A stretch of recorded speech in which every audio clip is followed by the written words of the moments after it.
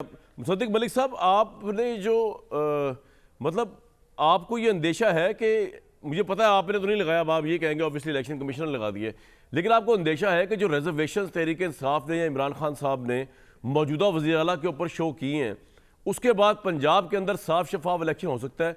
और आपका जो जिम्मेदारी जहां आपकी बनती है ना, आपको कोई और तीसरा बंदा नहीं मिला था। मतलब एक आपने चीमा को ले लिया, ठीक है जी, दूसरा आपने मोहसिन नकवी साहब को ले लिया, कोई तीसरा आपको ऐसा बंदा नहीं मिला था जिसका ताल्लुक किसी और चीज से ना हो, मतलब एक बहुत ज्यादा बज़ाहिर नजर आता हो, न्यूट्रल नजर आए। Although I have grudge against no one, लेकिन सवाल है एक आपसे, या प्लानिंग के तहत हुआ सारा ये? देखिए, बात यह है कि अगर आप इमरान खान के किसी हवारी को ना लगाएं तो इमरान खान साहब को हर शख्स के ऊपर एतराज़ है।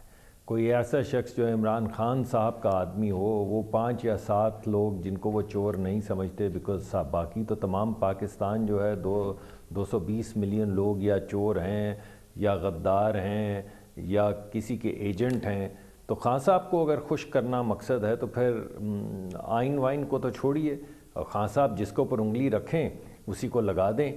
और जैसा कि अभी मुर्तज़ा सुलंगी साहब कह रहे थे, खान साहब तो सुबह उठते ही सबसे पहले आईना देखते हैं, उनको तो अपने अलावा कुछ दिखता नहीं है। तो वो तो कहते हैं कि तूती को शश जहत में मुकाबिल है आईना। वो जिस तरफ देखते हैं उनको नज़र आता है बस एक मैं ही हूँ जो रियासत मदीना यहाँ पर लेकर आऊँगा, और बाकी तो सब ये कुफ़ार मक्का हैं। इस वजह से खान साहब को अगर खुश करना है तो वो तो बड़ा एक लंबा मुकदमा है और बहुत मुश्किल मुकदमा है। और खान साहब किससे खुश हैं? खान साहब ने chief of the army staff के इलेक्शन से एक दिन पहले, कामरान साहब मैं आपके शो पे था, आपको याद होगा जब उन्होंने कहा था कि हम कंट्रोवर्शियल कर देंगे, सुबह ये जब लगाएंगे तो हम कंट्रोवर्शियल कर देंगे। वो इन्होंने ज्यादती की आर्मी चीफ के साथ, जो तो आप ही के प्रोग्राम का क्लिप है। बिल्कुल बिल्कुल उसमें तो चलिए, अगर आर्मी उसमें मैंने कभी माफ नहीं करूंगा। ये मुझे कहते हैं ना तहरीक इंसाफ वाले, हम आपको नहीं छोड़ेंगे troll, to hell with the troll.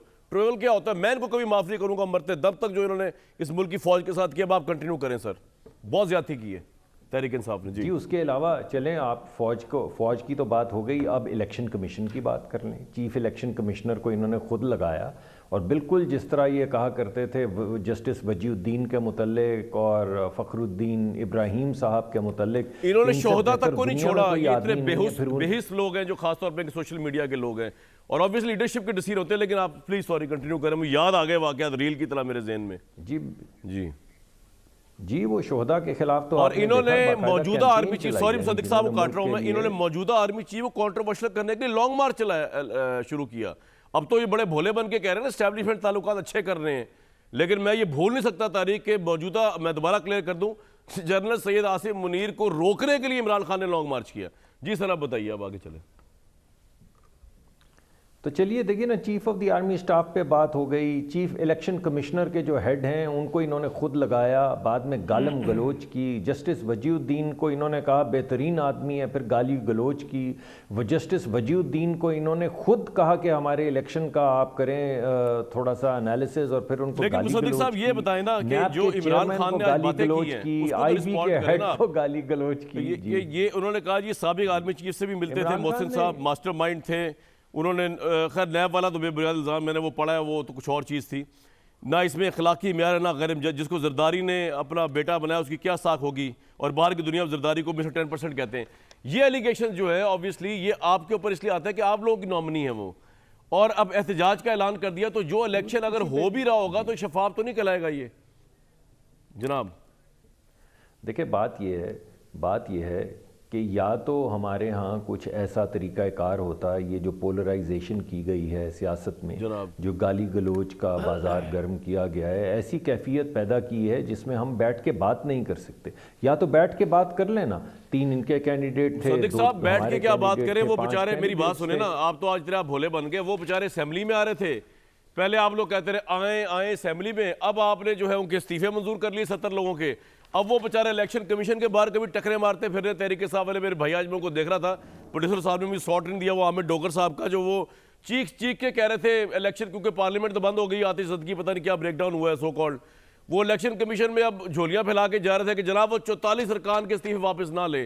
तो आपने भी उनको कहीं रास्ता नहीं दिया, आपने भी अगेंस्ट वॉल लगाया। आप भी इतने अच्छे पॉलिटिशियन नहीं है कि आप चाह रहे हैं कि इस मुल्क के अंदर मुसाइलत हो जाए, जितने भोले बन के मुसद्दिक भाई आप बैठे हुए इधर। नहीं कामरान साहब, ये तो आपकी बात ठीक है, शायद मुझे भोलापन अपना कम करना चाहिए, लेकिन आप इस बात पे गौर करें कि जब तक इन्होंने अपनी मिलिशियसनेस का, यानी इस पूरे जो हमारा निज़ाम है उसको तहस नहस करने का के फ़ैसले अवाम के सामने नहीं लेकर आए, तब तक इनकी तमाम लोग मिन्नत समाजत करते रहे कि आप असम्बलियों में वापस आ जाएं। मगर जब इन्होंने पकड़ के असम्बलियाँ तहलील करनी शुरू कर दी और इन्होंने ये साबित कर दिया कि ये मुल्क के अंदर इस जमहूरियत को पामाल करना चाहते हैं, क्योंकि ये उसको मानते ही नहीं हैं। जैसे अभी सुलंगी साहब भी कह रहे थे कि ये तो असम्बली को गाली समझते हैं और उसको गाली गलोच करते रहे हैं और लानत मुलामत उसके ऊपर करते रहे हैं।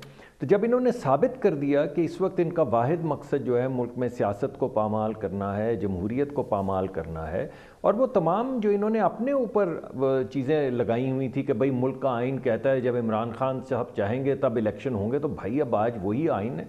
ठीक है, वो प्राइम मिनिस्टर इमरान खान साहब नहीं है, आप प्राइम मिनिस्टर जो है वो मैं जा तो रहा हूँ सदाकत साहब के पास, जाते जाते जरा बता दें, ये मुल्क में जो सबसे बड़ा ब्रेकडाउन हुआ है बिजली का, ये कितनी बड़ी नाअहलियत है इस गवर्नमेंट की, क्योंकि मैंने तो अभी पिछले 10 साल में इतना बड़ा ब्रेकडाउन देखा नहीं है, चाहे वो तहरीक इंसाफ की गवर्नमेंट थी, इवन आपकी भी गवर्नमेंट थी। क्या एनर्जी का क्राइसिस हो गया, क्या स्विच बोर्ड बंद हो गए, मतलब सुबह वो दस्तगीर साहब अजीब सी बात कह रहे थे कि हमने वो बंद किया, सिस्टम ऑन करने में बस टाइम लगेगा, वो तो ऑन ऑफ तो रोज ही होता है मेरे भाई। हुआ क्या ये, फरमाएं जरा, इससे पहले मैं आगे जाऊँ। नहीं जी, मैं बताता हूँ। वो होता है, पहली बात तो ये कि जब हमारी हुकूमत में जो बिजली की ज़रूरत थी और जो बिजली की पैदावार थी, उसमें जो गैप था वो मुकम्मल कर दिया गया।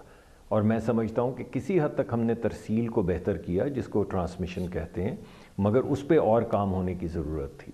मगर पिछले 4 साल के अंदर आप बताइए तरसील का कौन सा सर, ये आज का ब्रेकडाउन पूछ रहा हूँ सदिक भाई, आप लंबी हिस्ट्री पर चले गए मेरे भाई। मैं उसी का मैं जल्दी बता दें, मैं आगे जाना, मैं तेजी से बता देता हूँ।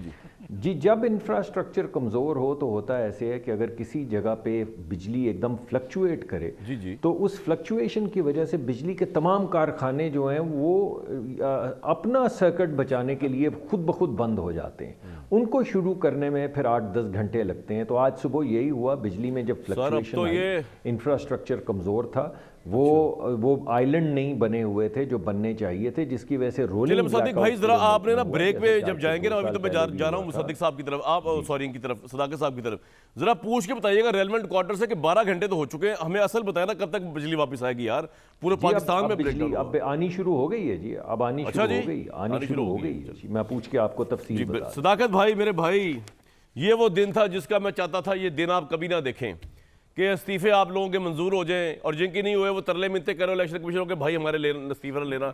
आपकी अपनी बनी बनाई गवर्नमेंट आप खुद ठोकर मार दें और ऐसा न्यूट्रल सेटअप आए कि अब उसका मजा जो है वो आपको आएगा अगले 3 महीने 6 महीने 1 साल पता नहीं। लेकिन आपकी पॉलिसीज़ के ऊपर इस वक्त जो बयानिया बनाया है गवर्नमेंट ने, जरा वो सुन लें, उसके बाद मैं आपके पास आता हूँ। सुनवाएं जी साद रफीक साहब।